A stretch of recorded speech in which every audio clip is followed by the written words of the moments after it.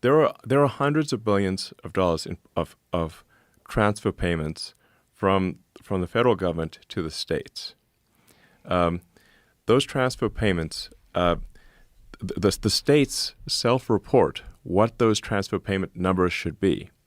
So California and New York and Illinois lie like crazy and say that these are all legitimate payments. Well, these days that I think they're even admitting that they literally want hundreds of billions of dollars for illegals.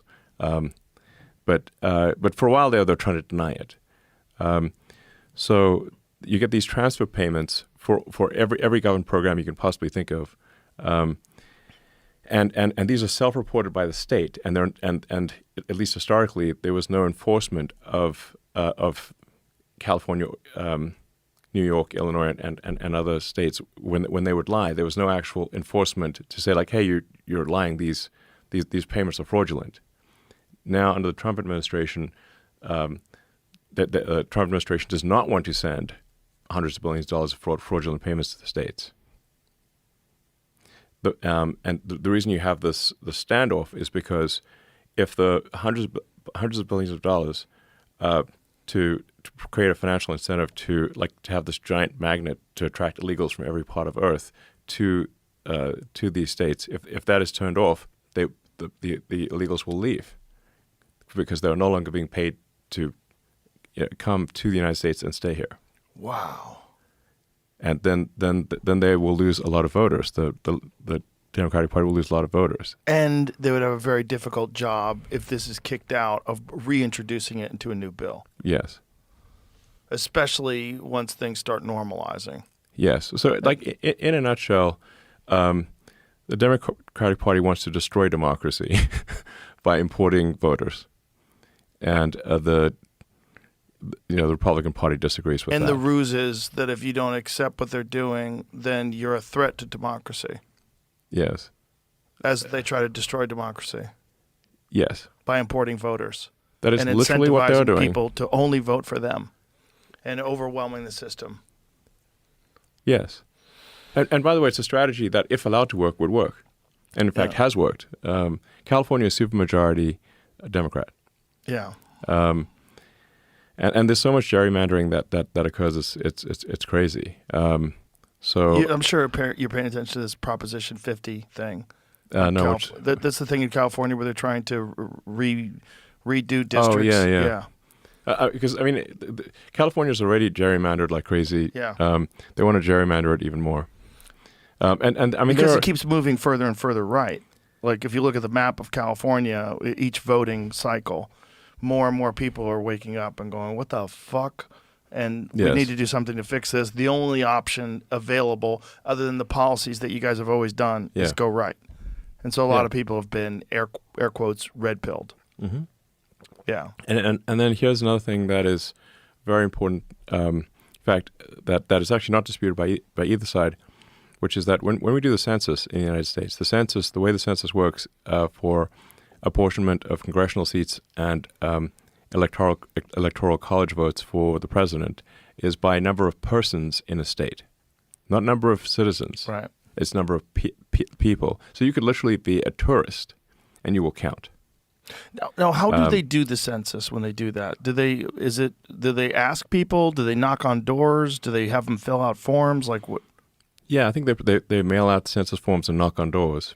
But the way the law reads right now, is that if you are a human with a pulse, then you count in the census for allocating congressional seats and presidential votes.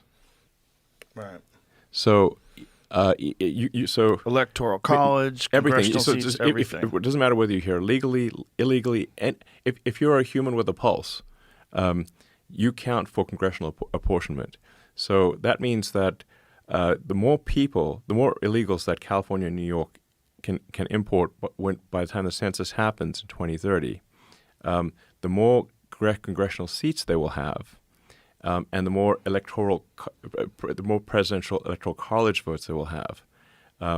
So they're trying to get as many illegals in as possible ahead of the census, and because all human beings, even tourists, count for the census. And then if you combine that with gerrymandering of districts in New York and California, as you point out with this proposition where they're trying to increase the amount of gerrymandering that occurs in California, the biggest state in the country.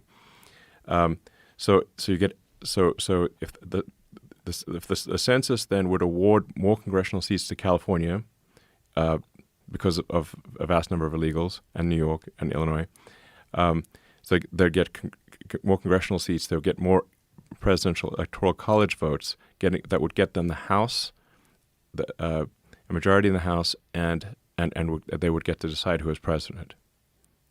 Literally based on illegals. These are not disputed facts by either party. I want to emphasize that that's in Ken. Yeah, this is not a conspiracy. These are not disputed facts by either party. It's not a. This is just the way the law works. It is a. I don't think the law should work that way. I think the apportionment should be proportionate to citizens. But isn't that a problem with how the Constitution is written? Yeah. They can't really change that.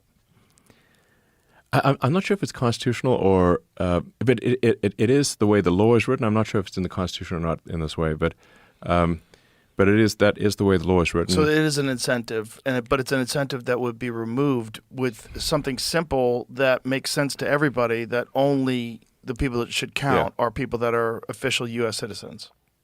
Yes, the way it should work is that only U.S. citizens should count in the census for purposes of determining voting power.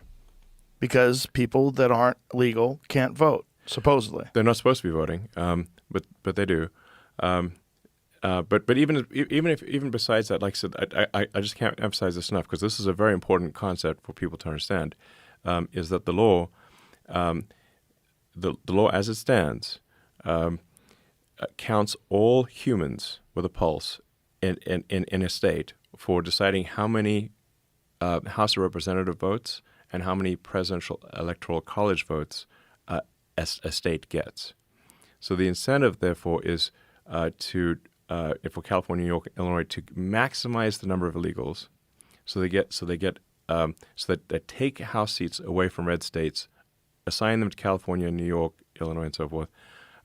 Then you combine that with extreme gerrymandering in California, New York, Illinois, and whatnot, so that basically you can't even elect any Republicans, and then they get control of the presidency, control of the House. Then they keep doing that strategy and cement a supermajority